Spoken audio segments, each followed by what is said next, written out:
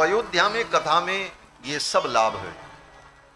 धाम का वास, भगवान का प्रसाद और मंदिर मंदिर में भगवान का दर्शन और सरयू स्नान। समय निकाल करके सरयू स्नान जरूर करो। जो सरयू में स्नान करता है वो राम जी के निकटता को प्राप्त कर लेता है। स्वयं भगवान श्री राम कहते हैं, जा मज्जन ते बिनहि प्रयासा मम समीप नर पावहि वासा। जो सरयू में स्नान करता है वो भगवान के सामीप्य को प्राप्त कर लेता है। अब तो तीर्थ लोग जाते हैं, लेकिन तीर्थ में रहकर कैसे करना चाहिए इस पर विचार नहीं करते। आज से 25-30 वर्ष पहले तक यही था कि अयोध्या में जो व्यक्ति बाहर से आते थे वो बाथरूम में और घर में नहीं नहाते थे। भले वो होटल में ठहरे, मंदिर में ठहरे, धर्मशाला में ठहरे, लेकिन स्नान उनका सरयू में ही नित्य होता। हमारे ही आश्रम में जितने भक्त आते सब सरयू स्नान करते। लेकिन अब बोले अब लोग सरयू स्नान नहीं करते। जाएंगे आचमन करके जल छींट करके चले आएंगे। सरयू स्नान का बड़ा महत्व है। जाकर के सरयू में स्नान करो, सरयू जल का पान करो। सरयू जी साक्षात ब्रह्मद्रवा हैं। अयोध्या च परब्रह्म सरयू सगुण पुमान। और सरयू जी सगुण ब्रह्म है। तन निवासी जगन्नाथ सत्यम सत्यम वदाम्यहम। और अयोध्यावासी साक्षात जगन्नाथ के स्वरूप हैं। आप यहाँ अयोध्या वास करो तो आप जगन्नाथ के स्वरूप हो जाते हो। अयोध्या में जो रहता है यहाँ का बंदर भी, यहाँ के पशु पक्षी भी जगन्नाथ के स्वरूप है महाराज। इसलिए हमारे यहाँ अयोध्या के साधु कहते हैं कि दुनिया में जो बड़े बड़े सिद्ध हैं उनसे अच्छे अयोध्या के गिद्ध हैं। अयोध्या में जो जीव हैं, साधारण जीव भी, वो भी बड़े बड़भागी हैं महाराज। राम जी के पावन धाम में, अवधपुरी में, तो अयोध्या में कथा सुनने का ये फल है महाराज। बाहर कथा कराओ तो बड़ी बड़े ताम झाम सब कुछ किया जा सकता है। यहाँ वो सुविधा, वो संसाधन भले न हो, परंतु आध्यात्मिक दृष्टि से विचार करें तो धाम में इस कथा सुनने का जो महत्व है वो अन्यत्र नहीं है। लिखा है अन्यत्र अपने घर में, अपने गांव में आप कोई पूजा पाठ करो तो उसका सामान्य फल होता है, लेकिन वही पूजा पाठ किसी मंदिर में करो तो 100 गुना होता है। नदी के तट पर पर्वत पे जाकर के करो तो 1000 गुना होता है। और किसी पवित्र तीर्थ में, पुरी में जाकर के वो पवित्र कर्म करो, अनुष्ठान करो तो वो 1,00,000 गुना ज्यादा फलीभूत होता है।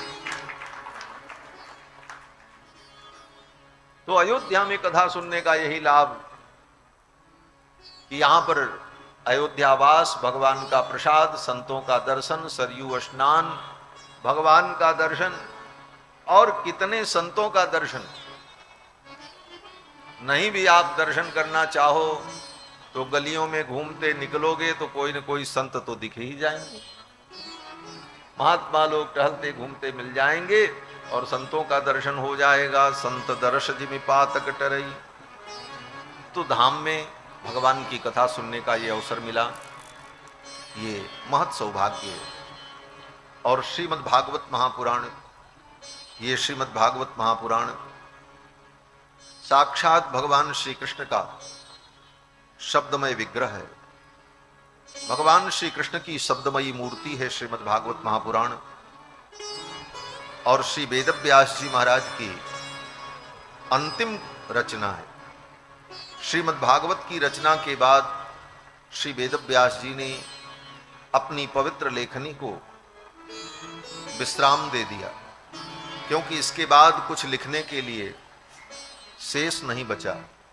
सारा ज्ञान विज्ञान श्रीमद् भागवत महापुराण में वेदव्यास जी ने निबद्ध कर दिया। ये श्रीमद् भागवत महापुराण समस्त वेदों का और उपनिषदों का सार है। वेदों में जो धर्म कहा गया, उपनिषदों में जो ब्रह्म तत्व के स्वरूप का वर्णन किया गया, वह सब कुछ श्रीमद् भागवत महापुराण में वेद व्यास जी ने वर्णन किया।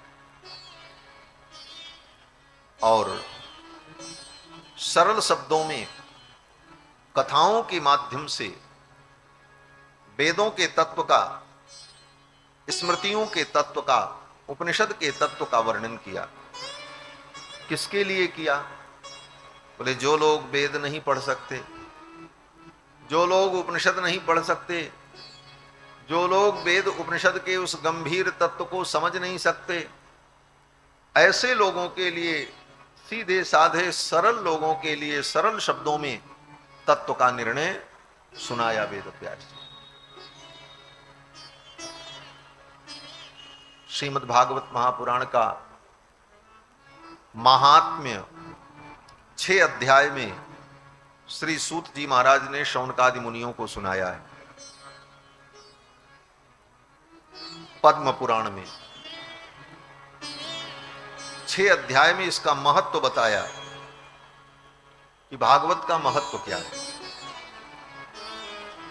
जब तक हम किसी चीज के महत्व को नहीं जानते, तब तक उसके प्रति हमारी इच्छा भी नहीं होती और उसके प्रति हमारी निष्ठा भी नहीं होती और श्रद्धा भी नहीं होती। जब हम उस महत्व को जानते हैं, तब उस वस्तु की हमें इच्छा होती है, आकांक्षा होती। तो भागवत का भी महत्व क्या है, यह बताने के लिए सूत जी ने कथा सुनाई। नैमिषारण्य में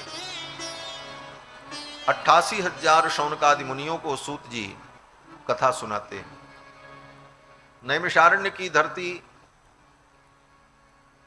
बड़ी पवित्र धरती है, जहां पर श्री सूत जी महाराज ने 88,000 मुनियों को अनेक पुराणों की कथा सुनाई है। और मुनि महात्मा लोग हजारों की संख्या में एकत्रित होकर नैमिषारण्य में सत्संग करते। नैमिषारण्य कथा की भूमि है। जितनी कथा नैमिषारण्य में हुई, उतनी कथा अन्यत्र नहीं। वहां का कण कण भगवान की कथा से अनुस्यूत है। वहां के नैमिषारण्य के एक एक वृक्ष, एक एक पत्ते, एक एक कण भगवान की कथा से भीगा हुआ है, भगवान के कथा रस से सिक्त है। ऐसी भूमि। और ये अयोध्या भूमि, बोले अयोध्या भूमि तो वैराग्य की भूमि है। ये वैराग्य की भूमि। अब तो यहां थोड़ा चकाचौंध दिखने लगी, समय थोड़ा बदला। आज के 25-30 वर्ष पहले जो लोग अयोध्या आए होंगे, उनको मालूम होगा अयोध्या कैसी वैराग्यमयी थी महाराज। 9-10 बजे के बाद अयोध्या की सड़कों पर कोई आदमी न मिले, और सवेरे 4 बजे से 3 बजे से ही गलियों में महात्मा लोग सरयू स्नान के लिए निकल पड़े, कमंडल लेकर, वस्त्र लेकर, सीताराम करते हुए, और लोगों को जगाते जाते थे महाराज। जिस गली से गुजरे तो ऐसा सीताराम करें, जिसका जो परिचित हो उसको लोग, महात्मा लोग जगा देते थे बुला बुला कर। मुझे याद है उस समय हनुमानगढ़ी के एक महाराज थे, श्री मथुरादास जी महाराज। बाद में वो गद्दी नसीन हुए हनुमानगढ़ी के। हनुमानगढ़ी में जो प्रमुख महंत होते हैं, उनको गद्दी नसीन कहा जाता है। तो पहले वो महात्मा, विरक्त महात्मा, बड़े भजनानंदी, बाद में गद्दी नसीन हो गए। तो हनुमानगढ़ी में जो गद्दी नसीन हो जाते हैं, वो हनुमानगढ़ी के परिसर को छोड़ करके बाहर कहीं नहीं जाते। उनके लिए नियम होता है, वो 64 बीघे का जो परिसर है, उस परिसर से बाहर वो कहीं नहीं जाते। तो गद्दी नसीन होने के पहले वो नित्य नियम से महाराज जी स्नान करने सरजू जी जाते थे 4 बजे। और जहां मैं रहता था उसी गली से जाए महाराज। और जब वहां द्वार पर पहुंचे तो जोर जोर से जय सिया राम, जय जय सिया राम, जय सिया राम, जय जय सिया राम। जब तक भीतर से कोई जवाब न दे दे तब तक उनका जय सिया राम चलता ही चलता। और जवाब न मिले 3-4 बार बोलने के बाद तो फिर कुछ और भी बोलते थे। क्या बोलते थे? बोले जय सिया राम, जय जय सिया राम, जो ना बोले नमक हराम, जय सिया राम, जय जय सिया राम। जो ना बोले वो नमक हराम। तो फिर भीतर वाला बोलता था, हाँ महाराज जी जय सिया राम। यह अयोध्या थी महाराज। तो श्री हनुमानगढ़ी के पूज्य महाराज जी जब सरयू स्नान करने जाएं तो इस प्रकार से कीर्तन करते, ऐसे ही सब महात्मा अयोध्या में जाते। तो ये अयोध्या बड़ी वैराग्यपूर्ण नगरी है, क्योंकि यहाँ के ठाकुर भी बड़े वैरागी हैं महाराज। यहाँ के ठाकुर श्री रघुनाथ जी, उनके जैसा वैराग्य किसका होगा? वृंदावन के ठाकुर तो रसिया हैं, वृंदावन के ठाकुर रसिया हैं। और जाते हैं तो कहते हैं खातिर कर ले नई गुजरिया रसिया आयो तेरे द्वार। किसी गोपी के द्वार पर गोविंद जाते हैं तो कहते हैं हम तो रसिया हैं। खातिर कर ले नई गुजरिया रसिया आयो तेरे द्वार। ये रसिया तेरे नित्य न आवे, अधरा मृत को भोग लगावे। प्रेम होए तो दर्शन पावे, कर मेहमानी ले चल भीतर। समय न बारंबार, खातिर कर ले नई गुजरिया रसिया आयो तेरे द्वार। ये तो वृंदावन के ठाकुर की लीला है। और हमारे अयोध्या के रघुनाथ जी, अयोध्या के रघुनाथ जी हमारे तो वैराग्य के स्वरूप है, ज्ञान वैराग्य के स्वरूप रघुनाथ जी। तो अयोध्या के ठाकुर ही वैराग्य संपन्न। त्रिभुवन की संपत्ति जिसके सामने तुच्छ, ऐसा अयोध्या का राज्य छोड़ करके चले गए। आने के बाद भी अयोध्या के राज्य में कोई लिप्सा नहीं। ये वैराग्य में तपोमय जीवन राम जी का। तो यहाँ के ठाकुर भी वैराग्य प्रधान। तो नैमिषारण्य की पावन धरती जो कथा की भूमि, वहां पर श्री सूत जी महाराज ने 88,000 मुनियों को भागवत की कथा सुनाई है। और भागवत के महात्म्य का जब वर्णन किया, उन मुनियों ने सूत जी से पूछा, नैमिषे सूतमासीनम अभिवाद्य महामतिम। नैमिषारण्य में विराजमान श्री सूत जी महाराज को प्रणाम करके शौनक जी ने पूछा, हे मुनिवर, आपने बहुत कथा सुनाई, अब आप कृपा करके कथा का सार हमें सुनाओ। यही प्रश्न किया कि सूताख्या ही कथा सारम मम कर्ण रसायनम। जो कथा का सार है वो हमको सुनाओ, और ऐसी चर्चा आप सुनाओ जिससे भक्ति, ज्ञान, वैराग्य और विवेक प्राप्त हो। भक्ति ज्ञान विरागाप्तो विवेको वर्धते महान। जिस कथा को सुनकर भक्ति, ज्ञान, वैराग्य और विवेक बढ़े और माया मोह की निवृत्ति हो जाए। माया मोह निरासश्च वैष्णवैः क्रियते कथम। शौनक जी कहते हैं कि वैष्णव लोग माया मोह की निवृत्ति के लिए क्या करते हैं, ये आप हमको बताओ। माया मोह निवृत्तिश्च वैष्णवैः क्रियते कथम। योगी लोग तो माया की निवृत्ति के लिए अपने इंद्रियों का निग्रह करके योग करते हैं। ज्ञानी अपने ज्ञान के द्वारा कर्म बंधन का छेदन करता है। ज्ञानाग्नि दग्ध कर्माण, अपने ज्ञान की अग्नि से कर्मों को दग्ध कर देता है। लेकिन वैष्णव क्या करता है? वैष्णव कैसे कहते हैं ये भी जान लो। वैष्णव का मतलब जो भगवान विष्णु को अपना इष्ट आराध्य सर्वेश्वर मानकर उनके चरणों का दास बनकर उनकी उपासना करता है, उसको वैष्णव कहते हैं। और भगवान विष्णु ही 24 अवतार ग्रहण करते हैं, वही राम हैं, वही कृष्ण हैं, वही नरसिंह हैं, वही वामन हैं।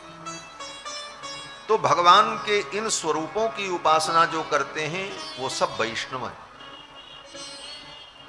तो वैष्णव जो है वो माया मोह से कैसे बचता है, ये आप उपाय बताओ।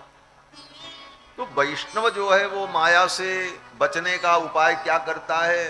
बोले वैष्णव अपने भगवान की पूजा करता है, अपने भगवान का नाम जपता है, अपने भगवान की कथा सुनता है, अपने ठाकुर जी को बढ़िया बढ़िया भोग लगा करके प्रसाद पाता है, और यही सब करते करते आनंद से वो माया से मुक्त हो जाता है। वैष्णवों के लिए यही पद्धति है। माया मोह निरासश्च वैष्णवैः क्रियते कथम। और आप कृपा करके ये बताओ कि इह घोरे कलौ प्रायो जीवश्चासुरताम गतः। इस कलयुग में प्रायः लोग आसुरी भाव को प्राप्त हो गए। उनकी शुद्धि कैसे? आसुरी भाव क्या है? बोले जिनके अंदर आसुरी संपदा हो वही असुर भाव वाले हैं।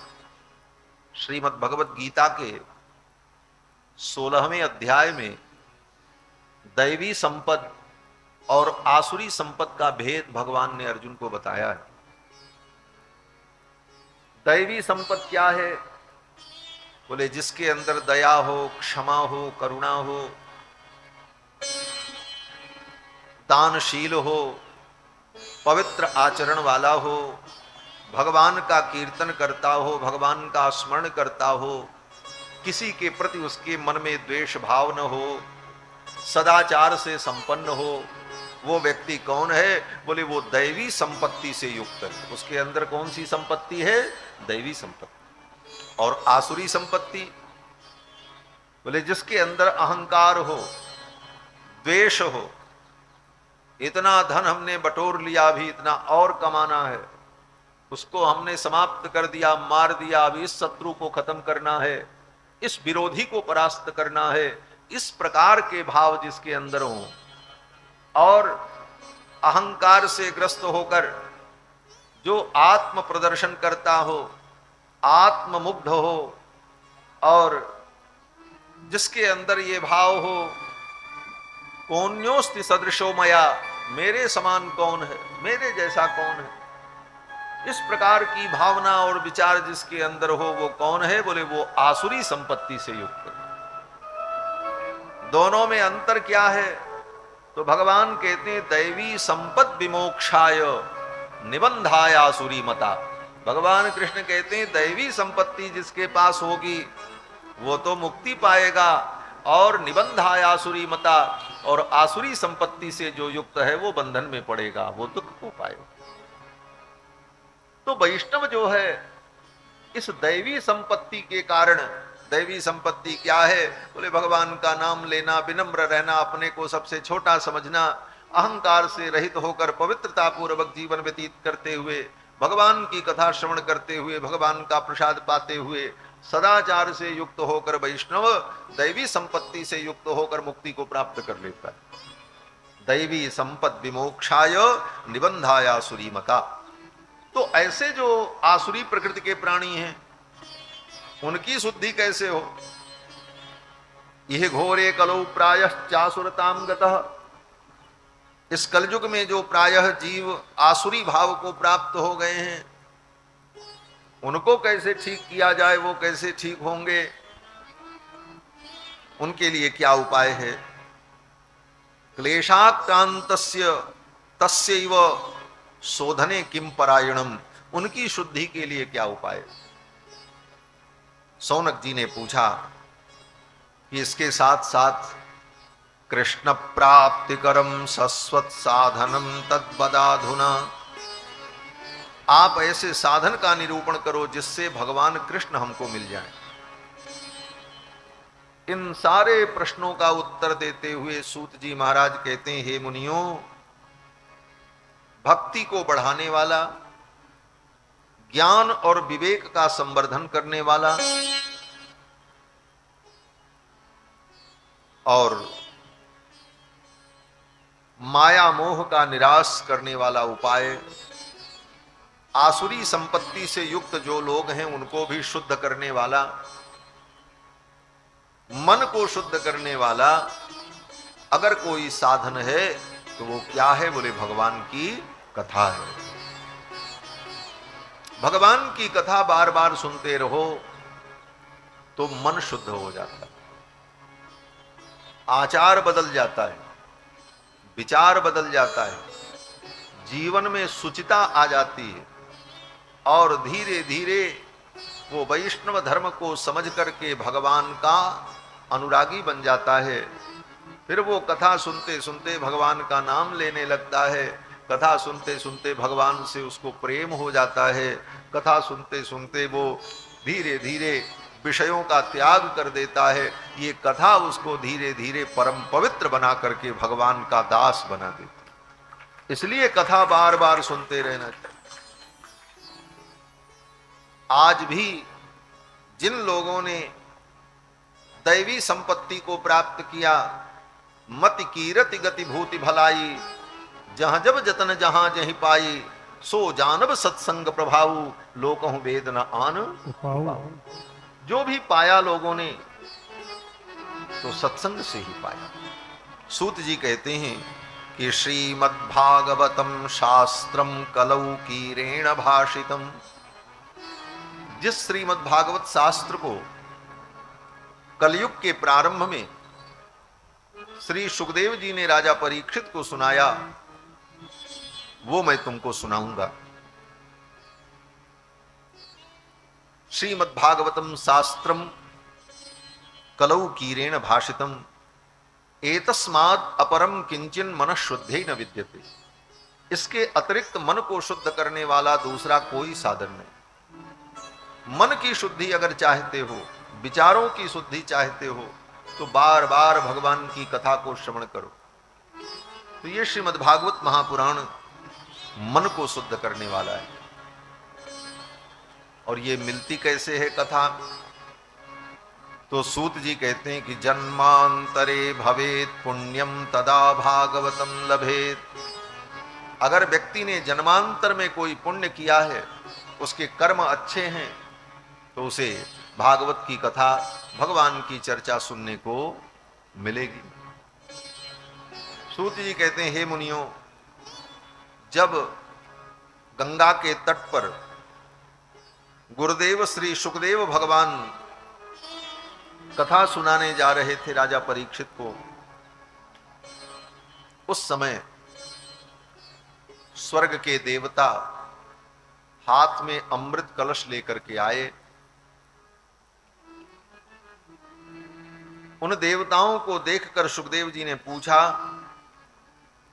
कि आपके आने का प्रयोजन क्या है? तो उन देवताओं ने सुखदेव जी को प्रणाम किया। सुकम नत्वा बदन सर्वे स्वकार्य कुशलासुराः। उन देवताओं ने सुखदेव जी को प्रणाम किया और कहा कि हे भगवान, ये राजा परीक्षित मृत्यु के भय से कथा सुनने जा रहे हैं। आज के 7वें दिन इनको तक्षक नाग काटेगा, मृत्यु होगी, इस भय से ये कथा सुन रहे हैं। हम स्वर्ग से अमृत लाए हैं, ये कलश में अमृत भरा हुआ है, ये अमृत आप इनको पिला दो। और जो भागवतामृत, कृष्ण कथामृत आप इनको पिलाने जा रहे हो, ये कथा आप हमको सुना दो। ये देवताओं ने प्रस्ताव रखा सुखदेव जी के सामने। देवताओं ने कहा कि कथा सुधाम प्रयच्छस्व गृहीत्वैवमिमां सुधाम। कथा सुधाम प्रयच्छस्व, आप कथा सुधा हमें प्रदान कर दो। गृहीत्वैवमिमां सुधाम, और ये स्वर्ग की सुधा जो है वो आप ले लो। एवं विनिमये जाते सुधा राज्ञा प्रपीयताम। ऐसा विनिमय हो जाएगा, व्यापार हो जाएगा, तो राजा जो है वो अमृत पी लेंगे और प्रपास्यामो वयम सर्वे श्रीमद्भागवतामृतम, हम सब लोग श्रीमद्भागवतामृत पी लेंगे देवता लोग। अब इसी से आप अंदाज लगाओ कि स्वर्ग का अमृत दे करके कथा लेने देवता आए हैं, और देवता चतुर है, अज्ञानी नहीं है। वो जानते हैं कि स्वर्ग के अमृत से भी ज्यादा महत्व इस कथामृत का है, इसलिए देवता कच्चा व्यापार करने नहीं आए। देवता कहते हैं ये स्वर्ग का अमृत ले लो और ये कथामृत हमको दे दो। लेकिन सुखदेव जी ने उन देवताओं को ये भागवतामृत नहीं दिया। क्यों नहीं दिया? सुखदेव जी ने विचार किया, ये देवता चतुराई से कथा को प्राप्त करना चाहते हैं, किसी वस्तु के बदले में कथा को प्राप्त करना चाहते हैं। भगवान की कथा चतुराई से नहीं मिलती, भगवान की कथा किसी वस्तु से खरीदी नहीं जा सकती, भगवान की कथा किसी छल छद्म से नहीं पाई जा सकती। भगवान की कथा तो केवल श्रद्धा से प्राप्त की जा सकती। भगवान के चरणों में श्रद्धा हो और आचार्य के चरणों में समर्पण हो, तब ये कथा प्राप्त होती है। देवताओं के अंदर वैसी श्रद्धा नहीं थी और वैसा समर्पण नहीं था, इसीलिए सुखदेव जी ने उन देवताओं को कथा नहीं सुनाई, उनको लौटा दिया। बोले आप लोग जाओ, तब हम कथा शुरू करेंगे। हाँ, आप कथा के अधिकारी नहीं हो। कारण बोले उनमें भक्ति नहीं थी। अभक्तांस्तांश्च विज्ञाय न ददौ स कथामृतम। वेदव्यास जी कहते हैं सुखदेव जी ने उनको कथा नहीं दी। क्यों नहीं कथा दी? बोले अभक्तांस्तांश्च विज्ञाय, वो भक्त नहीं थे। भक्त किसे कहते हैं? बोले जिसमें भक्ति हो उसको भक्त कहते हैं। भक्ति किसे कहते हैं? कहते हैं कि वेद शास्त्रेषु, वेद शास्त्र में और आचार्येषु, आचार्यों में जो श्रद्धा हो उसी को भक्ति कहा जाता है, वही भक्ति है।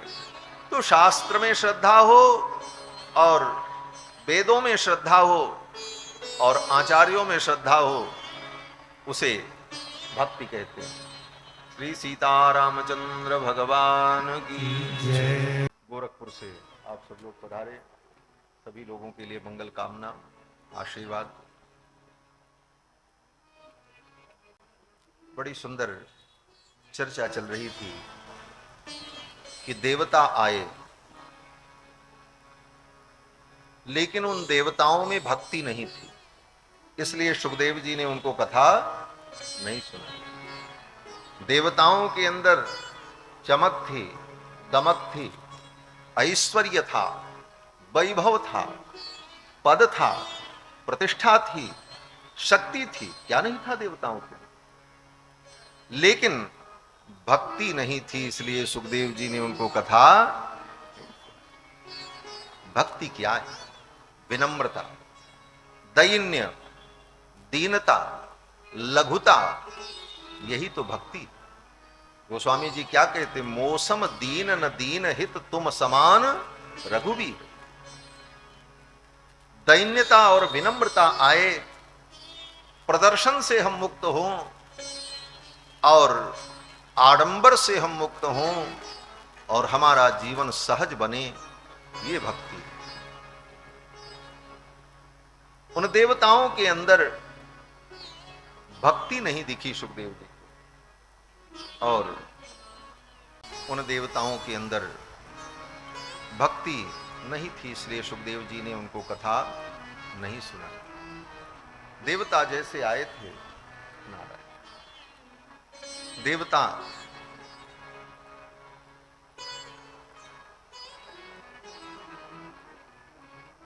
अमृत कलश दे रहे थे, लेकिन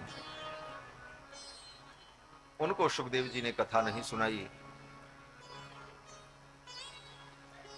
ये दृश्य देखकर ब्रह्मा जी को बड़ा आश्चर्य हुआ, भागवत का इतना महत्व। फिर तो ब्रह्मा जी ने अपने ब्रह्मलोक में तुला लगाई, तुला माने तराजू, और तराजू के एक पलड़े पर कर्म, ज्ञान, उपासना, यज्ञ, योग, इन सारे साधनों को रखा, और दूसरे तरफ भागवत जी को रखा। तो परिणाम क्या हुआ? बोले सत्यलोके तुलाम बद्ध्वा साधनान तोलयत साधनान्यजः। सत्यलोक में तुला बांधकर ब्रह्मा ने समस्त साधनों को तौला। तो तौलने पर परिणाम क्या निकला? बोले लघून्यन्यानि जातानि, जितने अन्य साधन थे वो लघु हो गए। गौरवेण इदम महत, और भागवत अपने गौरव के कारण भागवत का पलड़ा नीचे हो गया। एक महात्मा कहते थे कि जब तराजू में कोई चीज तौलो तो हल्का वाला पलड़ा ऊपर चला जाता है और जो वजनी होता है वो नीचे आ जाता है। बाकी जितने साधन थे वो पलड़ा ऊपर चला गया और नीचे आया भागवत। अर्थात इस कलिकाल में ज्ञान, योग, साधना, तप, वो जितने साधन थे सब ऊपर चले गए, एक भी नहीं है। अब किसी से वो सब साधन होने वाले भी नहीं है, ऐसा युग आ गया है। इस युग में तो बस भगवान की कथा को सुन करके, भगवान के गुण को गाकर, भगवान का स्मरण करके ही जीव संसार से तर जाएगा। राम ही सुमिरिय गाई, राम ही संतत सुनिय राम गुण राम। यह चरित जे गावही, हरिपद पावही, तेन परहि भव। इस युग में यही सबसे सुंदर उपाय। सूत जी कहते हैं, हे मुनियों, एक बार देवर्षि नारद घूमते घूमते उत्तराखंड पहुंचे, और उत्तराखंड में बद्रीनाथ भगवान की सन्निधि में सनक सनंदन सनातन सनत कुमार ब्रह्मा जी के मानस पुत्र वहां सत्संग कर रहे थे। नारद जी जब पहुंचे, नारद जी के ये बड़े भैया हैं, ब्रह्मा जी के ही पुत्र सनक सनंदन सनातन सनत कुमार, और ब्रह्मा जी के पुत्र नारद जी। सनकादिक पहले उत्पन्न हुए, नारद बाद में उत्पन्न हुए, इसलिए नारद जी के बड़े भैया हैं। नारद जी जब पहुंचे तो ये चारों भाई सत्संग कर रहे थे। ये चारों भाई जहां रहते हैं वहां सत्संग में ही रहते हैं। 3 श्रोता बन करके बैठ जाते हैं और एक वक्ता बन जाते हैं, सत्संग शुरू हो जाता है। जब वो थक जाते हैं तो वो श्रोता बन जाते हैं, उन श्रोता में से ही कोई व्यक्ति व्यासपीठ पर बैठ जाते हैं, फिर कथा शुरू हो जाती है। ये चारों भाई सदा सत्संग करते रहते हैं। इनके जीवन में कथा क्या है? बोले कथा को इन्होंने अपने जीवन में व्यसन बना रखा। कथा का हमारे जीवन में व्यसन बन जाए। जैसे किसी को भांग खाने का व्यसन, किसी को धूम्रपान करने का व्यसन, किसी को गीत संगीत सुनने का व्यसन। तो जिसको जो व्यसन हो जाता है वह व्यक्ति उस व्यसन के बिना नहीं रह पाता, उसको वो व्यसन चाहिए ही चाहिए। लेकिन इन सनकादिकों ने भगवान की कथा को ही अपने जीवन का व्यसन बना लिया। बिना कथा के ये रह नहीं सकते। जैसे व्यसनी व्यक्ति बिना व्यसन के नहीं रह सकता, उसी तरह सनकादिक भगवान की कथा के बिना नहीं रह सकता। और जिसके जीवन में कथा व्यसन बन जाए, उसके जीवन की सारी व्यथा छूट जाती है और उसके जीवन से सारे व्यसन दूर हो जाते हैं। गोस्वामी तुलसीदास जी महाराज कहते हैं आशा बसन व्यसन यह तिनहि, रघुपति चरित होई कहा सुनहि। आशा बसन व्यसन यह तिनहि, रघुपति चरित होई कहा सुनहि। रघुपति चरित होई कहा सुनहि। रघुपति चरित होई कहा सुनहि।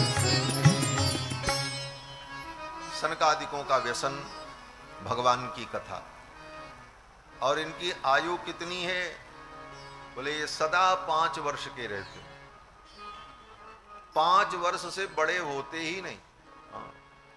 देखत बालक बहुकालीना, देखने में तो बालक हैं लेकिन बड़े पुराने हैं महाराज। पूर्वेशाम अपि पूर्वजाहा, वेद व्यास जी कहते हैं ये पूर्वजों के भी पूर्वज हैं, लेकिन सदा 5 वर्ष के ही रहते हैं, बड़े होते ही नहीं। क्यों? बोले सनकादिक जानते हैं कि बड़े होने पर ही सारा विकार आता है,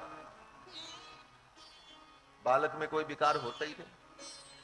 इसलिए सनकादिकों ने सोचा बालक बने रहने में ही बुद्धिमानी है, छोटे रहने में बड़ा लाभ है।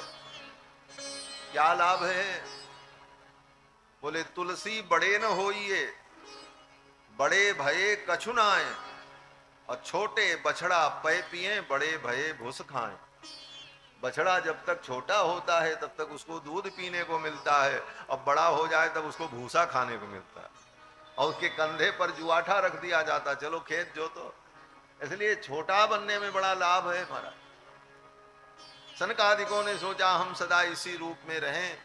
देखत बालक बहुकालीना, ब्रह्मानंद सदा लयलीना, सदा ब्रह्मानंद में निमग्न रहते। तो सनकादिक सत्संग करने जा रहे थे, तब तक नारद जी पहुंच गए। नारद जी जब पहुंचे तो नारद जी बड़े चिंतित थे। नारद जी की चिंता को देखकर, उनके मुखमंडल को देखकर सनकादिकों ने पूछा कि इदानीं शून्य चित्तोसी गत वित्तो यथा जनः। नारद, तुम इतने शून्य चित्त लग रहे हो, लगता है तुम्हारा धन जैसे लुट गया हो। आखिर क्या हो गया तुमको कि तुम इतने उदास हो? और तुम्हारे जैसे महात्मा को, विरक्त को सदा प्रसन्न रहना चाहिए। तवेदम मुक्त संगस्य नोचितम वद कारणम। महात्मा को, विरक्त पुरुष को चिंता नहीं होनी चाहिए। महात्मा बनकर के, विरक्त पुरुष होकर के भी चिंता, फिर तो महात्मा बनने का मतलब क्या निकला? सनकादिक कहते हैं आपकी चिंता का कारण क्या है बताओ। तो नारद जी ने वर्णन किया। नारद जी ने कहा कि मैं धरती के पवित्र तीर्थों में भ्रमण करने गया। श्रीरंगम, पुष्कर, प्रयाग, इन पवित्र तीर्थों में मैंने भ्रमण किया, और इन तीर्थों में भ्रमण करते हुए मैंने देखा कलयुग का प्रभाव सब जगह व्याप्त हो गया। क्या तीर्थ, क्या गांव, क्या नगर, क्या घर, क्या बाहर, कलयुग ने सबको अपने प्रभाव से प्रभावित कर रखा। गृहस्थों की स्थिति ये हो गई कि वो केवल संसार के भोग में ही लिप्त रहे। विरक्तों की स्थिति ये हो गई कि जो विरक्त हैं वो परिग्रही हो गए। सन्यासी की स्थिति ये हो गई कि सन्यास के चिन्ह को धारण करके केवल धन संग्रह करने लग गए। नारद जी कहते हैं जितने आश्रम थे उन आश्रमों को यवनों ने, म्लेच्छों ने अवरुद्ध कर दिया। आश्रमाः यवनैः रुद्धाः। नारद जी कहते हैं आश्रमों को, तीर्थों को म्लेच्छों ने अवरुद्ध कर दिया। तीर्थ में जाकर के पापी लोग बस गए, इसलिए तीर्थ का भी महत्व घट गया। नारद जी ये सब वर्णन करते। तीर्थ सारस ततो गतः, तीर्थ का सार चला गया। जिन तीर्थों में आकर के भगवान की अनुभूति होती, भगवत रस मिलता, उन तीर्थों की स्थिति ये हो गई कि तीर्थों में आकर के पापी दुष्ट लोग बस गए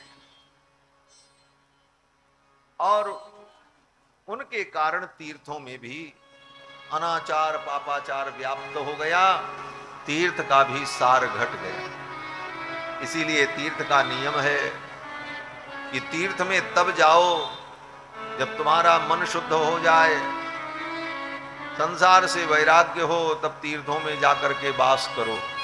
नहीं तो तीर्थ में वास मत करो, दर्शन करके लौट जाओ अपने घर। पैसे के बल पर तीर्थों में लोगों ने जगह जमीन बना बना करके आकर के सब तीर्थों में बस गए। तीर्थों की महिमा सुनकर उनका आचरण नहीं बदला, व्यवहार नहीं बदला, उसका परिणाम क्या हुआ? बोले तीर्थ भी सब दूषित हो गए। ये सब नारद जी ने पहले वर्णन किया है। तीर्थ सारस ततो गतः, इसीलिए तीर्थ का सार चला गया।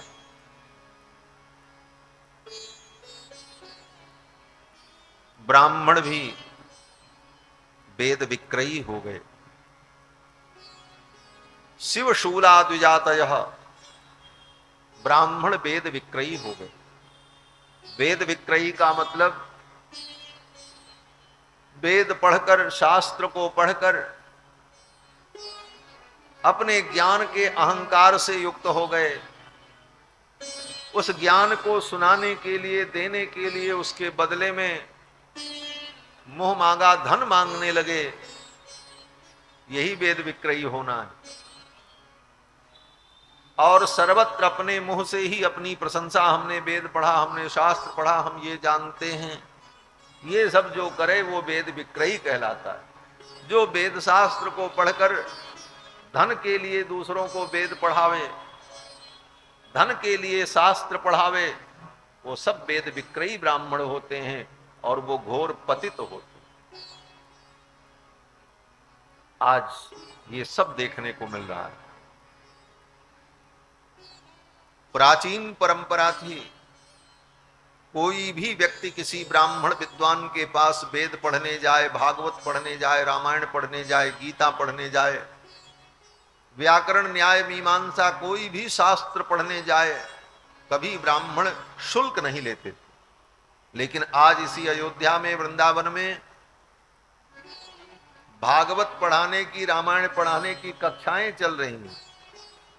फीस तय है, महीने में 2000 रुपए दीजिए और 6 महीने में आपको भागवत का वक्ता बना दिया जाए। हाँ, ये सब चल रहा, सब जगह ये स्थिति है महाराज। तो जो व्यक्ति धन लेकर के विद्या का दान करे, ऐसे ब्राह्मण वेद विक्रयी होते। नारद जी कहते हैं शिव शूला द्विजातयः, ब्राह्मण जो है वो शिवशूल हो गए, शिव विक्रयी हो गए, वेद विक्रयी हो गए। कलयुग का सर्वत्र प्रभाव हमें दिखाई पड़ा। और घूमते घूमते मैं वृंदावन में पहुंचा तो वृंदावन में जमुना के तट पर एक देवी विलाप कर रही थी। उस देवी के अगल बगल 2 पुरुष पड़े हुए थे। अनेक स्त्रियां उस देवी की सेवा कर रही थीं, चंवर डुला रही थीं। मैंने सोचा कोई होगी, वृंदावन है, इतने लोग आते जाते हैं। लेकिन उस देवी ने हमें जब देखा तो देवी ने हमको बुलाया, भो भो साधो क्षणम तिष्ठ, हे साधु एक क्षण के लिए रुक जाओ, मेरी चिंता को दूर करो। दर्शनम तव लोकस्य सर्वथाघ हरम परम। उस देवी ने कहा, हे नारद, हे देवर्षि, साधु का दर्शन व्यक्ति के पाप को नष्ट कर देता। साधु नाम दर्शनम पुण्यम, साधु के दर्शन से ही पुण्य होता। साधु का मतलब केवल लाल पीला कपड़ा पहनने वाला नहीं। साधु की और संत की बड़ी कठिन परिभाषा है। तितिक्षवः कारुणिकाः सुहृदः सर्वदेहिनां अजात शत्रवः शान्ताः साधवः साधुभूषणा। ऐसे साधु कपिल मुनि ने सुनाया है अपनी मां देवहूति को भागवत में कि जो तितिक्षु हो, करुणा से युक्त हो, सबका सुहृद हो, अजात शत्रु हो, जिसके जीवन में शांति हो, साधवः साधुभूषणा, वो साधु। और ऐसे संतों का दर्शन हो जाए तो पाप नष्ट हो जाते हैं। उस देवी ने कहा कि दर्शनम तव लोकस्य सर्वथा गहरम परम। आप जैसे संत का दर्शन करने से अघ नष्ट हो जाता है, पाप नष्ट हो जाता है। इसी श्लोक का अक्षरशः अनुवाद गोस्वामी तुलसीदास जी ने किया। संत दरस जिमि पातक करे। संतों के दर्शन से पाप नष्ट हो जाता। उस देवी ने कहा महाराज रुक जाओ और मेरे भी दुख को दूर करो। नारद जी ने पूछा देवी आप कौन हो, कहां से आई हो? तो उस देवी ने कहा कि मैं भक्ति हूं। बोले भक्ति? देवी ने कहा हां, जिस भक्ति को बड़े बड़े योगी मुनि अमलात्मा चाहते हैं, जो भक्ति मोक्ष प्रदान करने वाली है, जिस भक्ति से भगवान प्रसन्न हो जाते हैं, वो भक्ति मैं हूं। नारद जी ने कहा अरे आप भक्ति हो, मैं तो बड़ा सौभाग्यशाली हूं कि भक्ति का साक्षात दर्शन मुझे हुआ। मैं आपकी क्या सेवा करूं? भक्ति महारानी ने कहा ये दोनों मेरे अगल बगल जो पड़े हुए हैं बूढ़े, ये दोनों मेरे पुत्र हैं। एक का नाम ज्ञान है और एक का नाम वैराग्य है। और ये जो सेवा करने वाली स्त्रियां हैं, ये गंगा जमुना सरस्वती पवित्र नदियां हैं भारत की।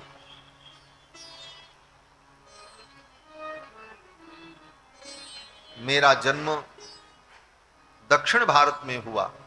भक्ति महारानी ने कहा कि उत्पन्ना द्रविणे साहम वृद्धिम कर्नाटके गता।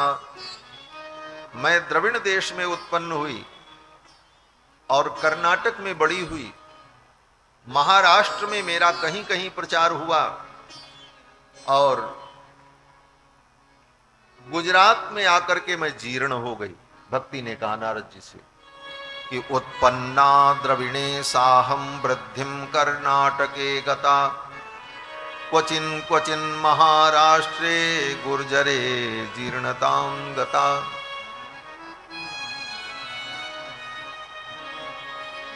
महाराष्ट्र में मेरा कहीं कहीं प्रचार हुआ,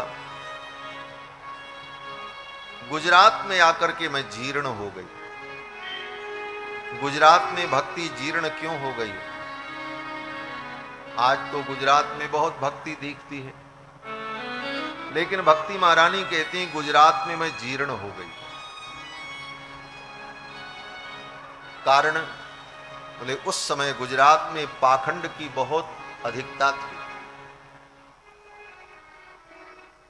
महास्मारत लोग भक्ति लवलेश न जाने, माला मुद्रा देख तासु की निंदा ठाने। इस कारण से पाखंड के कारण भक्ति जीर्ण हो गई गुजरात में। फिर तो श्री नरसिंह जी महाराज गुजरात में जब प्रकट हुए तो नरसिंह भगत ने भक्ति के प्रचार से गुजरात की भूमि को पवित्र कर दिया। जगत विदित नरसिंह भगत जेहि गुज्जर धर पावन करी।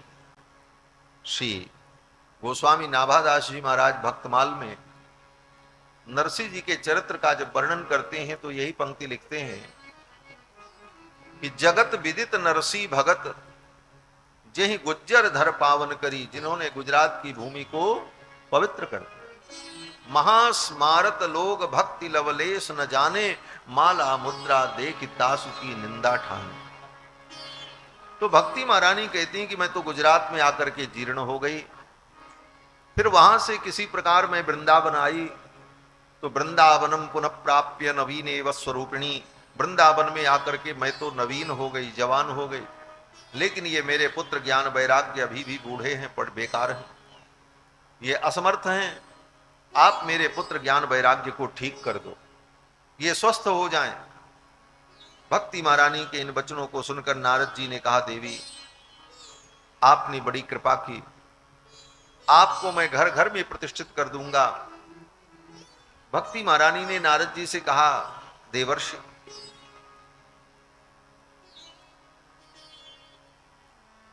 महाराज परीक्षित को कलयुग मिला था, तो महाराज परीक्षित ने कलयुग को छोड़ दिया।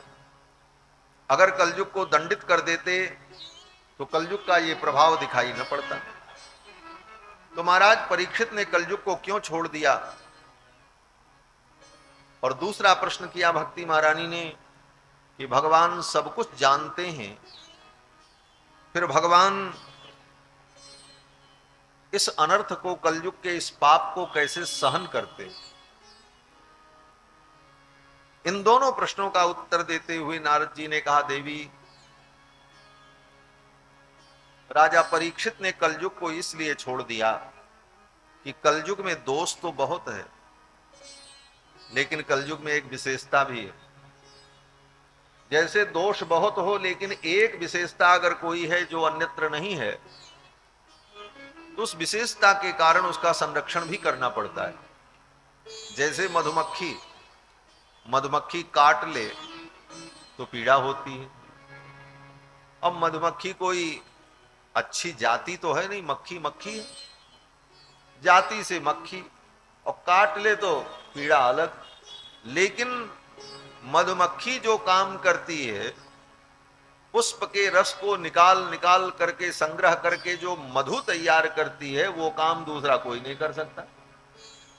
इसलिए उस मक्खी को भी व्यक्ति पालता है, मधुमक्खी पालन किया जाता है। क्यों? बोले उसमें जो विशेषता है, उस विशेषता के कारण उसके दोष को भुला दिया जाता है और उस मधुमक्खी का पालन करते हैं।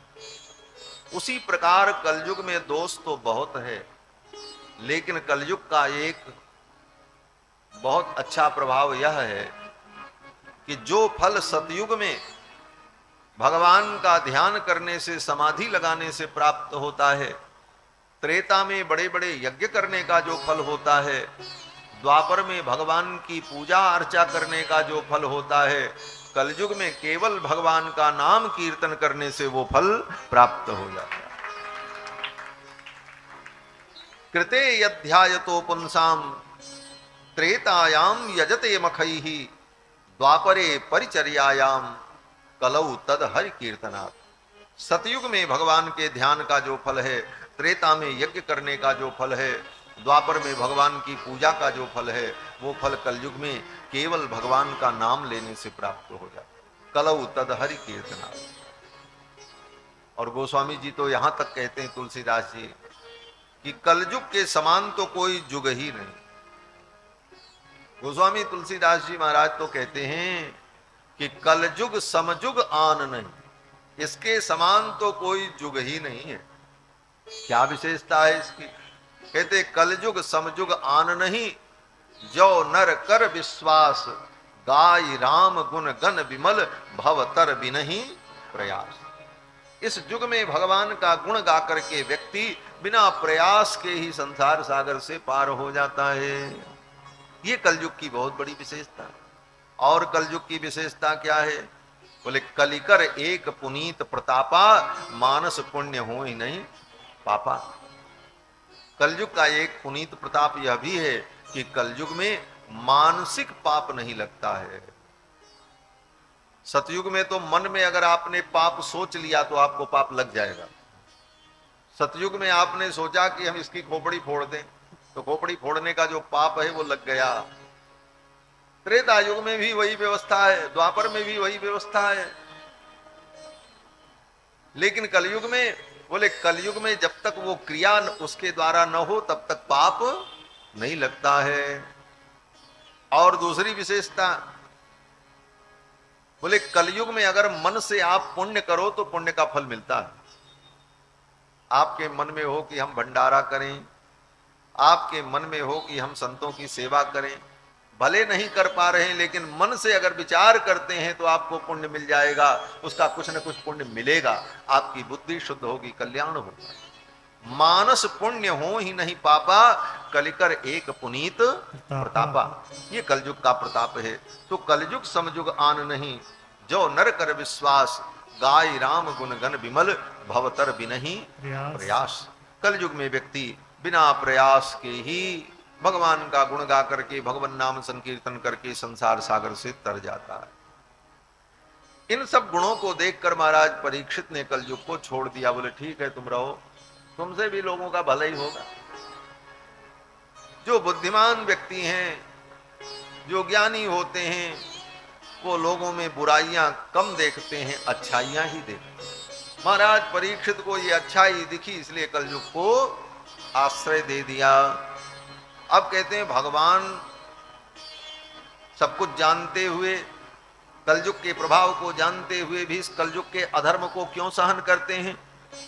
तो नारद जी इसका उत्तर देते हैं कि अयम तो युग धर्मो ही वर्तते कस्य दूषणम, अतस्तु पुंडरीकाक्षः सहते निकटे स्थितः। नारद जी कहते हैं कि अयम ही युग धर्मो ही, अयम तो युग धर्मो ही। आज जो कलयुग में अनाचार पापाचार दिख रहा है, ये इस युग का धर्म है। धर्म का मतलब इसी को धर्म मान ले? बोले नहीं नहीं, ऐसा नहीं अर्थ है। अयम तो युग धर्मो ही, इस युग में ऐसा ही होता है, इस युग का ये प्रभाव है। वर्तते कस्य दूषणम, किसको दोष दिया जाए? किसी का दोष नहीं। चाह करके भी हम सब कुछ ठीक नहीं कर सकते, क्योंकि ये समय का प्रभाव है, काल का प्रभाव है। अतस्तु पुंडरीकाक्षः, इसीलिए भगवान पुंडरीकाक्ष सहते निकटे स्थितः, सब कुछ देखते हुए भी भगवान सहन करते हैं। क्या करें, भगवान जानते हैं समय का प्रभाव है, ये युग ही ऐसा है, ये युग जब समाप्त होगा तो अपने आप ही सब ठीक हो जाएगा। तो समय का भी अपना प्रभाव होता है। इस कारण कलयुग के इस प्रभाव को जानते हुए भगवान कलयुग के इस अधर्म को भी चुपचाप देख करके रह जाते। भक्ति महारानी से नारद जी ने कहा, देवी आप चिंता मत करो, आपको मैं घर घर में स्थापित कर दूंगा। आपकी कृपा से जीव को मुक्ति की प्राप्ति होती है, वैकुंठ की प्राप्ति होती है। आपको मैं घर घर में प्रतिष्ठित कर दूंगा। और देवर्षि नारद जी ने कहा, इसके लिए मैं उत्सव करूंगा। अन्य धर्मों को छोड़कर महोत्सव करूंगा। अन्य धर्मास तिरस्कृत्य पुरस्कृत्य महोत्सवान। नारायण, अन्य धर्मों को छोड़कर मैं महोत्सव करूंगा, और महोत्सव के द्वारा आपको घर घर में प्रतिष्ठित कर दूंगा। ये नारद जी ने प्रतिज्ञा की भक्ति महारानी के सामने। और नारद जी ने यह भी कहा कि अगर मैं ऐसा न कर सका तो मैं अपना नाम बदल दूंगा।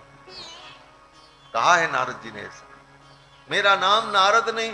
हाँ, जैसे लोग कहते हैं ये काम अगर हमने नहीं किया तो हम अपना नाम बदल देंगे, नारद जी ने भी यही कहा है। नारद जी ने कहा कि भक्ति महारानी, मैं आपको जन जन में घर घर में प्रतिष्ठित कर दूंगा, और सर्वत्र आपकी पूजा होगी और लोग आपका आदर करेंगे। इसके लिए क्या करना होगा? नारद जी कहते हैं मैं महोत्सव करूंगा। महोत्सव करने से भक्ति बढ़ती है, ये जान लो। अगर उत्सव बंद हो जाए तो भक्ति क्या है लोग जान ही नहीं पाएंगे। भक्ति का अनुभव कैसे होता? बोले उत्सव के द्वारा। आज भगवान का जन्म महोत्सव है, आज भगवान का विवाह उत्सव है, अब भगवान का झूला उत्सव होगा, अब भगवान नाव का विहार करेंगे, आज भगवान का फूल बंगला होगा, आज भगवान को 56 भोग लगेगा। ये विविध प्रकार के जो उत्सव होते हैं, इन उत्सवों के द्वारा ही लोगों के अंदर भक्ति का भाव उत्पन्न होता है।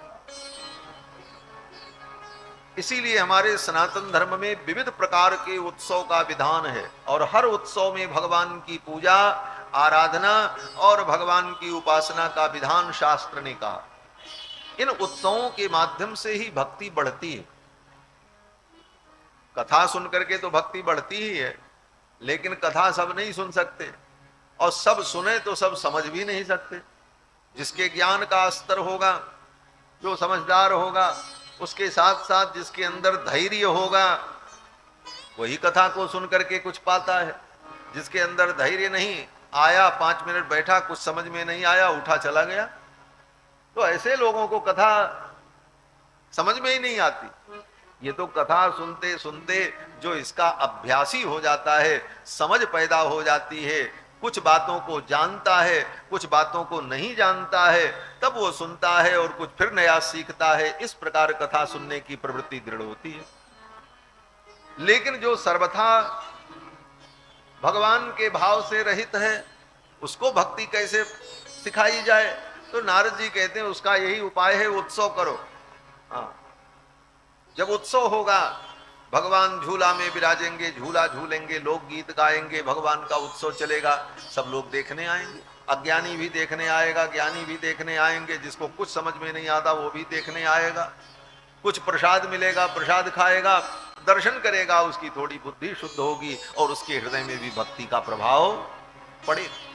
इस प्रकार उत्सव के माध्यम से भक्ति बढ़ती है। इसीलिए मंदिरों में, तीर्थों में बड़े बड़े उत्सव किए जाते हैं। मंदिर बना करके मंदिर में उत्सव करो, समय समय पर जब उत्सव होता है तो उसी उत्सव में सब लोग आते हैं। कुछ भाव से आते हैं, कुछ तमाशा देखने के लिए आते हैं, कुछ लोग सोचते हैं चलो कुछ खाने को ही मिल जाएगा, कुछ प्रसाद के लालच में आ जाते हैं। इस प्रकार सब प्रकार के लोग जब आते हैं तो भगवान की उन पर कृपा हो जाती है और उनके हृदय में भी भक्ति का भाव जग जाता है। नारद जी ने कहा, अन्य धर्मास तिरस्कृत्य पुरस्कृत्य महोत्सवान। अन्य धर्मों को तिरस्कृत करके मैं पूरा महोत्सव करूंगा और सबके अंदर हे भक्ति महारानी आपकी मैं प्रतिष्ठा कर दूंगा। भक्ति महारानी ने कहा, महाराज पहले तो हमारे इन बेटों को ठीक कर दो, ज्ञान वैराग्य को। नारद जी ने कहा, अभी इनको हम ठीक कर देते हैं। नारद जी ने सोचा, वेद पुराण शास्त्र के श्रवण से ज्ञान वैराग्य बढ़ता है, तो मैं इनको वेद शास्त्र सुना दूं, उपनिषद सुना दूं, गीता सुना दूं, ज्ञान वैराग्य उठ करके बैठ जाएंगे। नारद जी ने ज्ञान वैराग्य को वेद सुनाया, वेदांत सुनाया, उपनिषद सुना दिया, गीता सुनाई, लेकिन न ज्ञान उठा न वैराग्य उठा, दोनों पड़े ही रहे महाराज। वेद वेदांत घोषैश्च गीता पाठैर मुहुर्मुहु। वेद वेदांत का घोष किया, गीता पाठ किया, लेकिन न ज्ञान उठे न वैराग्य उठे, दोनों पड़े रहे ज्ञान वैराग्य। नारद जी को बड़ी चिंता हुई। नारद जी ने उनके कान के पास अपना मुख ले जा करके चिल्ला करके जगाया, अरे ज्ञान उठ जाओ, अरे वैराग्य उठ जाओ, लेकिन न ज्ञान उठा न वैराग्य उठा। मुखम संयोज्य करडांते शब्दमुच्चैहि समुच्चरण। ज्ञान वैराग्य के कान के पास मुख ले जाकर नारद जी ने जोर से जगाया, उठ जाओ, अरे ज्ञान जग जाओ, रे वैराग्य प्रबुद्धताम, लेकिन न वैराग्य उठा न ज्ञान उठा। इसका मतलब बोले कोई तुम्हारे कानों में आकर के चिल्लाए, अरे तुम अपने ज्ञान को जगाओ, अपने वैराग्य को जगाओ, बोले न ज्ञान जगा न वैराग्य जगा। नारद जी ने वेद वेदांत उपनिषद सुनाया, फिर भी ज्ञान वैराग्य नहीं जगा। इसका मतलब बोले अन्य अनेक शास्त्रों की कथाओं को सुन लो, वेद वेदांत की व्याख्या को सुन लो, लेकिन गारंटी नहीं है कि ज्ञान वैराग्य जगेगा। नहीं जगा। नारद जी ने तो जगाया, कहां जगा। तब नारद जी को जब चिंता हुई तो आकाशवाणी हुई और आकाशवाणी में कहा कि हे नारद, ज्ञान वैराग्य को जागृत करने के लिए सत्कर्म करो। और ये कह करके आकाशवाणी बंद हो गई। जब आकाशवाणी बंद हो गई तो नारद जी को बड़ी चिंता हुई, कौन सा सत्कर्म मैं करूं जिस सत्कर्म से ज्ञान वैराग्य जग जाए, क्योंकि आकाशवाणी ने कहा सत्कर्म करो। अब सत्कर्म को जानने के लिए नारद जी निकल पड़े। नारद जी ने भक्ति महारानी से कहा, देवी अब आप यहीं रुको, हम तो जा रहे हैं। ले हमारा दुख दूर नहीं किया, आप जा रहे हो। नारद जी ने कहा, आपके दुख को दूर करने का उपाय ढूंढने जा रहा हूं। नारद जी चल पड़े और घूमते घूमते उत्तराखंड पहुंचे और सनकादिकों से इनकी भेंट हुई। नारद जी कहते हैं, यही मेरी चिंता का कारण है कि ज्ञान वैराग्य भक्ति को मैं कैसे ठीक करूं। सच पूछो, संतों को इसी की चिंता होती है। संत के जीवन में भी चिंता होती है, लेकिन संत की चिंता क्या होती है? बोले संत के हृदय में यह चिंता होती है, लोगों का ज्ञान कैसे दृढ़ हो, लोगों का वैराग्य कैसे दृढ़ हो, लोगों के हृदय में भक्ति कैसे उत्पन्न हो। इसी की चिंता संतों को होती है। नारद जी को इसी बात की चिंता। नारद जी ने कहा, आकाशवाणी ने कहा सत्कर्म करो। मैं कौन सा सत्कर्म करूं, यही जानने के लिए मैं निकला हूं। तो सनकादिकों ने कहा कि सत्कर्म सूचको नूनम ज्ञान यज्ञ स्मृतो बुधैहि। हे नारद, ज्ञान यज्ञ ही सबसे बड़ा सत्कर्म है। सनकादिकों ने। नारद जी ने कहा, यह ज्ञान यज्ञ कैसे होता है? तो सनकादिकों ने कहा, श्रीमद्भागवतालापस्सतु गीत शुकादिभिः। सुखदेव जी ने जिस श्रीमद्भागवत का गान किया है, उस श्रीमद्भागवत का अनुष्ठान हो और भागवत जी की कथा हो, यही वो ज्ञान यज्ञ है। इस ज्ञान यज्ञ से, इस सत्कर्म से भक्ति, ज्ञान, वैराग्य तीनों ठीक हो जाए। नारद जी ने कहा, ये भागवत तो हम भी जानते हैं, हमने ही तो व्यास जी को बताया था, तब व्यास जी ने इसको 18,000 श्लोक में लिखा, लेकिन इसका इतना महत्व है ये मुझे नहीं पता था। सनकादिकों ने कहा कि बताया तो आपने ही था, लेकिन आपको इसका महत्व पता नहीं था, अथवा यही भगवान की इच्छा थी और इस माध्यम से भागवत का महात्म्य प्रकट होना था, इसीलिए आपके द्वारा ऐसा प्रश्न किया गया। नारद जी इस भागवत के वक्ता हैं और नारद जी ने ही ये ज्ञान व्यास जी को दिया। नारद जी कहते हैं, भागवत में वेदों का ही तो तत्व है। हमने तो वेद सुना दिया, उपनिषद सुना दिया, लेकिन ज्ञान वैराग्य नहीं उठे, तो अब भागवत सुन करके वो कैसे उठ जाएंगे? ये भागवत तो वेद और उपनिषद का सार है और हमने तो वेद उपनिषद ही सुना दिया था। तो सनकादिकों ने उत्तर दिया। सनकादिकों ने कहा, देखो नारद, जैसे गन्ना के अंदर चीनी होती है, लेकिन गन्ने के अंदर जो चीनी है उस चीनी से न चाय बन सकती है। ये चाय का उदाहरण नहीं दिया होगा क्योंकि उस जमाने में चाय नहीं थी, ये तो हम कह रहे हैं। हाँ, नहीं तो समझ लो महाराज ऐसे बता रहे थे, भागवत में ऐसे लिखा हो। उस जमाने में चाय कहाँ थी? हाँ, चाय तो कलयुग में आई। एक महात्मा कहते थे कि सतयुग में दूध दही और द्वापर में घी और कलयुग में चाय आई फूंक फूंक पी। फूंक फूंक करके लोग चाय पी रहे हैं। तो कहने का तात्पर्य ये है कि जैसे गन्ने के अंदर चीनी है, लेकिन वो चीनी, उस चीनी से न आप हलवा बना सकते हैं, न उस चीनी से रसगुल्ला बना सकते हैं। बोले तब? बोले उस गन्ने को पेर कर उसका रस निकाल करके उसे अग्नि में पका करके जब चीनी तैयार कर ली जाए, तब उस चीनी से आप जो बनाना चाहें वो बन जाएगा। दूध में डालो दूध मीठा, पानी में डालो पानी मीठा, जिस चीज में डाल दो वो मीठा ही मीठा हो जाए। लेकिन जब तक वो गन्ने के अंदर है तब तक उसका उपयोग आप इस तरह से नहीं कर सकते। उस मिठास का आप विभिन्न वस्तुओं में मेलन करके उसका अनुभव नहीं कर सकते। उसी प्रकार से ज्ञान, वैराग्य तत्व ज्ञान ये सब वेदों में भरा है, उपनिषद में भरा है। लेकिन वो वेद उपनिषद क्या है? बोले गन्ने के समान है। अब उसको पेर करके कोई उसका रस निकाले और उसकी घोंट करके चीनी तैयार करे, तब उस चीनी से जो मीठा बनाना हो आप मीठा बना लो। तो श्री वेद व्यास जी महाराज ने वेदों के रस को निकालकर और उसे अपनी बुद्धि के द्वारा घोंट करके और बढ़िया भागवत रूपी शक्कर तैयार कर दी। अब इस शक्कर को लेकर के आप जहां डालोगे वहीं मिठास आ जाएगी। जो भक्ति का बनाना चाहो वो भक्ति बन जाएगी, भक्ति का व्यंजन बन जाएगा महाराज। भक्ति क्या है? बोले भक्ति भी एक व्यंजन है। व्यंजन का मतलब व्यंजयति, जो व्यंजित कर दे, अनुभव करा दे। और भक्ति भगवान का अनुभव करा देती, तो भक्ति को मानो व्यंजन, ये व्यंजन है। अब व्यंजन को कैसे बनाएं? बोले भक्ति भी कई प्रकार की है। श्रवणम कीर्तनम विष्णु स्मरणम पाद सेवनम, भगवान की कथा सुनना, भगवान का नाम लेना, भगवान का पूजन करना, भगवान का कीर्तन करना, ये सब भक्ति है। तो ये सब भक्ति का व्यंजन कैसे बने?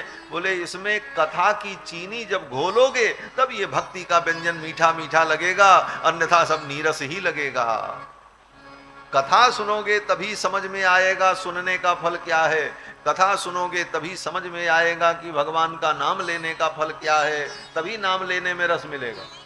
अब जो कथा नहीं सुना है उससे कहो कि तुम राम राम करो तो वो राम राम नहीं करेगा, कहेगा क्या राम राम करने से क्या होगा। लेकिन जो कथा सुना है वो जानता है कि राम नाम लेने से कल्याण होगा।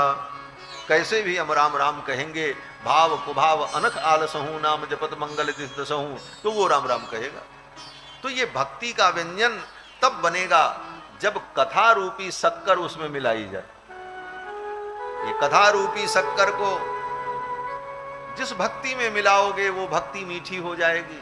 हाँ, श्रवणम कीर्तनम विष्णु स्मरणम पाद सेवनम अर्चनम वंदनम दास्यम सख्यम आत्मनिवेदनम, ये भक्तियां हैं। लेकिन इन भक्तियों में जब तक कथा की शक्कर नहीं मिलेगी तब तक इस भक्ति में मिठास नहीं आएगी। इसलिए कथा सुनने वाले के द्वारा ही ये सारी भक्तियां हो पाती हैं। ये सब सुनकर नारद जी बड़े प्रसन्न हुए। नारद जी ने कहा महाराज आपने तो बड़ी कृपा कर दी, आज मुझे समझ में आया कि सत्संग का कितना महत्व है। नारद जी कहते हैं कि हमने भागवत ब्रह्मा जी से पाई और हमने व्यास जी को सुनाया, लेकिन भागवत का ये महत्व है, ये कथा इस प्रकार से जीव को आनंद देती है, ये हम नहीं जान पाए थे। कारण बोले आप जैसे महापुरुष का सत्संग नहीं मिला। नारद जी कहते हैं सत्संग की बड़ी महिमा है। भाग्योदयेन बहुजन्म समर्जितेन सत्संगमं च लभते पुरुषो यदा वै अज्ञान हेतु कृत मोह मदांधकार नाशम विधाय ही तदोदयते विवेकः। देवर्षि नारद कहते हैं जब जीव का भाग्योदय होता है, जन्म जन्मांतर के पुण्य प्रकट होते हैं, तब सत्संगमं च लभते, तब उसे सत्संग मिलता है। और जब सत्संग मिलता है तो सत्संग के द्वारा अज्ञान का हेतु जो मोह है वो मोह नष्ट होता है और विवेक की उत्पत्ति होती है। नारद जी महाराज ने सत्संग की महिमा बताई और फिर नारद जी ने कहा कि ये श्रीमद् भागवत की कथा, ये ज्ञान यज्ञ जो सत्कर्म है, जिस सत्कर्म से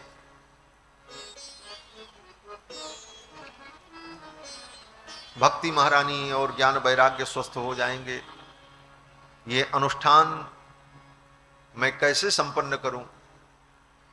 तो सनकादिकों ने कहा चलो मैं सुनाता हूं।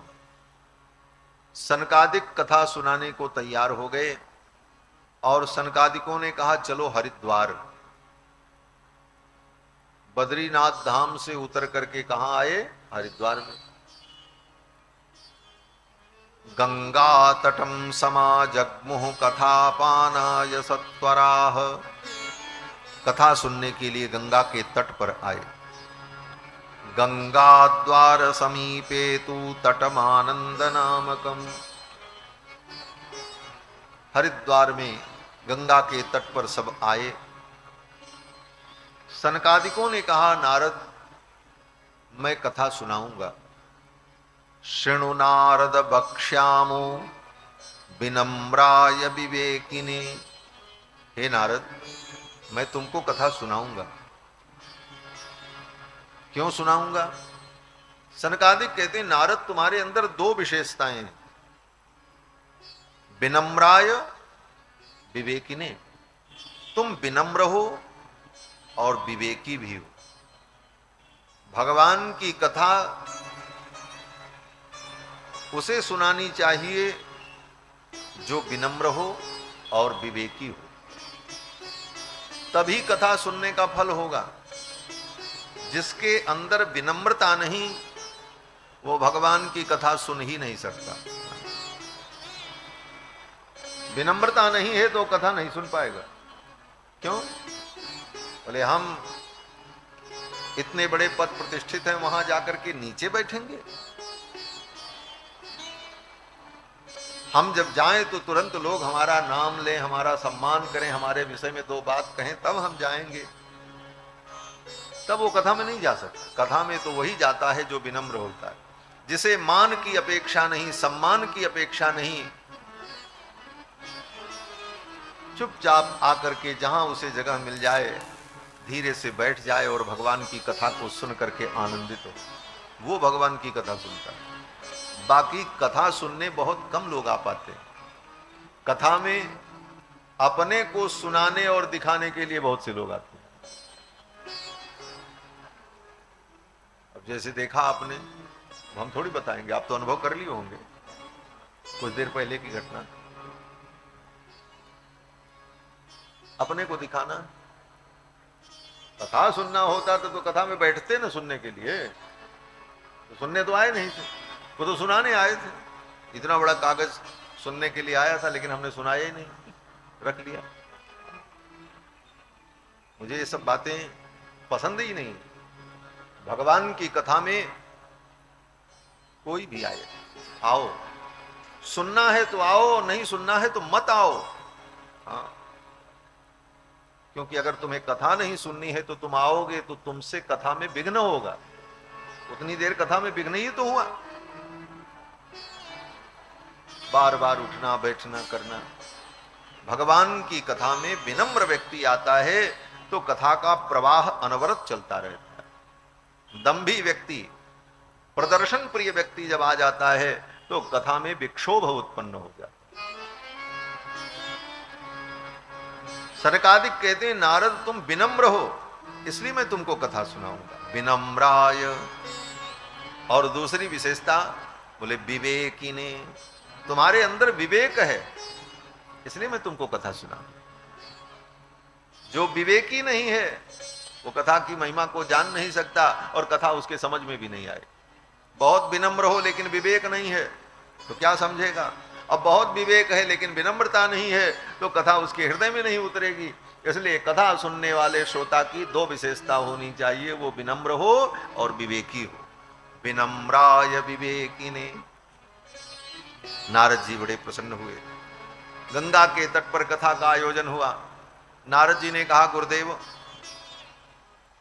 जिन भक्ति महारानी को ज्ञान वैराग्य को कथा सुनानी है वो तो वृंदावन में है, उनको तो हम वृंदावन छोड़ करके आए हैं। उनका कल्याण कैसे होगा? कथा आप हरिद्वार में सुनाओगे और भक्ति ज्ञान वैराग्य वृंदावन में है, तो इतनी दूर से उनका कल्याण कैसे होगा? और तब के जमाने में ऐसी व्यवस्था भी नहीं थी महाराज कि कैमरा लगा दो और दिल्ली बंबई में बैठ के सुन लो। लाइव प्रसारण की भी व्यवस्था नहीं थी। तो सनकादिकों ने कहा, नारद चिंता मत करो, जहां भगवान की कथा होती है भक्ति महारानी अपने पुत्र ज्ञान वैराग्य को लेकर के वहां पर आ जाती हैं। भक्ति महारानी अपने पुत्र ज्ञान वैराग्य को लेकर वहां पहुंच जाती हैं जहां पर भगवान की कथा होती है। ऐसा? बोले हाँ। अरे वो तो बीमार हैं, ज्ञान वैराग्य अस्वस्थ हैं, बीमार व्यक्ति कैसे चल करके आएगा? तो सनकादिक कहते हैं, नारद कथा शब्दम समाकर्ण्य तत्रिकम तरुणायते। भगवान की कथा होने जा रही है, ये सुनकर के भक्ति ज्ञान वैराग्य ये तरुण हो जाते हैं, जवान हो जाते हैं। जब जवान हो गए तो क्या दिक्कत है, वो दौड़ते चले आएंगे। और सच्ची बात है, भगवान की कथा होने जा रही है ये सुनकर जिसके हृदय में भक्ति ज्ञान वैराग्य जागृत हो जाते हैं, वो व्यक्ति दौड़ता हुआ भगवान की कथा में आ जाता है। चलो कथा सुनने चलना है। भाव है, यही तो भाव है कि भक्ति तरुण हो गई, ज्ञान वैराग्य तरुण हो गए और वो दौड़ पड़ा, बोले चलेंगे कथा सुनने, कथा नहीं छोड़ेंगे और जल्दी चलना है। बोले क्यों? बोले 4 बजे से कथा प्रारंभ होती है, हम 3:45 पे ही पहुंच जाएंगे। क्यों? बोले अपने मन के अनुकूल जगह पा जाएंगे जहां से कथा सुनने का आनंद होगा। ये कथा सुनने की विधि है, जान लो। कथा सुनने की ये विधि नहीं है कि 4 बजे कथा शुरू हो तो 4:30 बजे तुम पहुंचो। क्यों? बोले महाराज अभी व्यासपीठ पे आएंगे, तब माल्यार्पण होगा, तब पूजा होगी, फिर आरती होगी, फिर वो मंगलाचरण करेंगे, तब कीर्तन कराएंगे, तब वो भूमिका शुरू करेंगे, तब तक तो 4:30 बज जाएगा, तो हम पहुंच जाएंगे। ये सोचकर कथा में आने वाले व्यक्ति जो होते हैं वो कथा श्रोता हैं ही नहीं। कथा श्रोता तो वो कि व्यास जी व्यासपीठ पर आवे, उसके पहले आकर के श्रोता अपना स्थान ग्रहण कर ले। कैसा स्थान? बोले उसको जहां से अनुकूल लगे बैठ करके सुनने में, जहां से शब्द सुनाई पड़े और व्यास जी का मुखमंडल भी दिखाई पड़े और वहां से सुनने का आनंद हो, वो जगह अपना बना ले और वहां आकर के वो बैठ जाए। फिर बोले जब व्यास जी महाराज आवे तो उठ करके खड़े होकर के उनका अभिनंदन करे, फिर उनके इशारे को पा करके बैठ जाए। फिर व्यास जी का पूजन हो, उस पूजन का दर्शन करे, पोथी का पूजन हो, उसका दर्शन करे। फिर व्यास जी जो मंगलाचरण करें, उस मंगलाचरण को शांति पूर्वक श्रवण करे और फिर जब कीर्तन हो तो भाव से कीर्तन करे, तब वो कथा सुनने का अधिकारी होता है।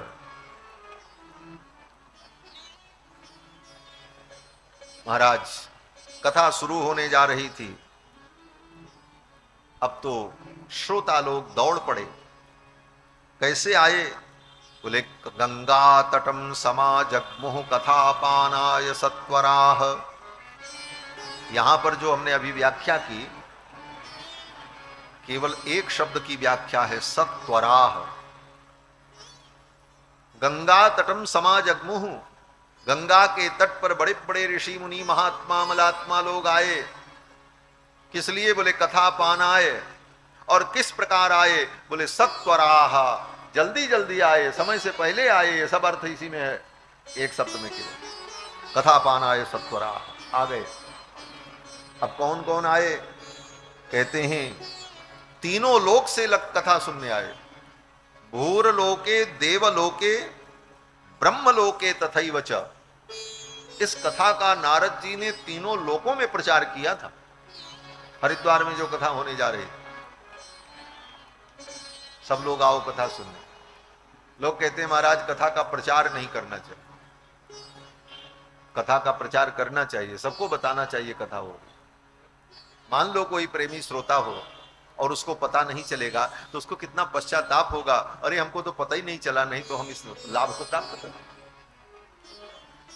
इसलिए कथा होने जा रही है, इसका प्रचार होना चाहिए। अभी एक जगह मैं कथा करने गया था, नाम नहीं लेंगे। कथा की जो व्यवस्था की, बहुत छोटी सी जगह थी। हमने कहा लोग आ जाएंगे तो कहां बैठेंगे? बोले महाराज हम लोगों के लिए कथा ही नहीं कर रहे हैं, हम तो अपने लिए कर रहे हैं, हमको सुनना है, आप सुनाओ। हमने कहा ऐसी सोच नहीं होनी चाहिए। भगवान की कथा अधिक से अधिक लोग सुने। इसीलिए लिखा है कि भागवत की कथा कहां हो? बोले विशाला वसुधा यत्र। विशाला वसुधा यत्र, जहां पर खूब खुली जगह हो, पर्याप्त जगह हो, विशाल वसुधा हो। क्यों? बोले कोई भी आ जाए तो कहीं तो उसको जगह मिल जाए कथा सुनने के लिए। विशाला वसुधा यत्र कथा स्थलम, वहीं पर कथा स्थल बनाना चाहिए। अधिक से अधिक लोग जहां पर बैठकर कथा श्रवण कर सके। अब तो सब लोग आए महाराज। कौन कौन लोग आए? कहते हैं श्री भागवत पीयूष पानाय रस लंपटाह। जो भागवत रस को पीने वाले रस लंपट थे। लंपट, लंपट माने होता है लालची, लोभी व्यक्ति को लंपट कहा जाता है। और लंपट की बड़ी निंदा होती है। कहते हैं ना, लंपट कपटी कुटिल विसेखी, सपने उसंत सभा नहीं देखती। तो लंपट का मतलब लालची, लेकिन जिसके अंदर धन की लालच हो, पद की लालच हो, जिसके अंदर खाने की लालच हो, जिसके अंदर वस्तुओं की लालच हो, वो लंपट। वो लंपट तो निंदनीय है, लेकिन जिसके अंदर भगवान की कथा की लालच हो कि हमको कथा सुनने को मिले, वो लंपट प्रशंसनीय है। उस लंपट की प्रशंसा की जाती है। यहां पर उस लंपट की बात की गई। कहते हैं कौन से कथा सुनने वाले आए श्रोता? बोले श्रोताओं का विशेषण बता रहे हैं। कैसे श्रोता आए? व्याकरणाचार्य आए, वेदाचार्य आए, जगत गुरु आए, महामंडलेश्वर आए, धर्माचार्य आए, ऋषि आए, मुनि आए? कहते नहीं नहीं, रस लंपटाहा, जो रस लंपट थे वो आए कथा सुनने। श्री भागवत पीयूष पानाय रस लंपटाहा, जो इस रस के लंपट थे, जो इस रस के लालची थे, वो आए। वो कितने बड़े पद पर थे, उनकी क्या प्रतिष्ठा थी, क्या योग्यता थी, उन सब योग्यताओं का स्मरण नहीं। एक सबसे बड़ी योग्यता क्या है? रस लंपटता। उनके अंदर रस लंपटता होनी चाहिए। ऐसे रस लंपट आए। श्री भागवत पीयूष पानाय रस लंपटाह। और कैसे आए? बोले धावंतो प्याययुः सर्वे, सब दौड़ते हुए आए महाराज। ये लोग कौन थे जो दौड़ करके आ रहे थे? जवान थे? कहते जवान नहीं थे महाराज, बड़े बड़े वृद्ध थे सब। हजारों हजारों वर्ष के वृद्ध थे। कितने वृद्ध थे? बोले हम नाम बताएंगे, अर्थ आपको समझ में आ जाएगा। ये कौन लोग थे? तो सूत जी कहते हैं कि भृगुर वसिष्ठश्च वनश्च गौतमो मेधातिथिर्देवल देवरातौ। भृगु, वशिष्ठ, च्यवन, मेधातिथि, देवल, देवरात, मृकंड पुत्र मार्कंडेय, पिप्पलाद, योगेश्वर, ये बड़े बड़े महामुनि सब कथा सुनने के लिए आए महाराज। गंगा के तट पर ये इतने बड़े बड़े विद्वान थे, इनको भी कथा सुनने की जरूरत पड़ी? ये भी एक प्रश्न है।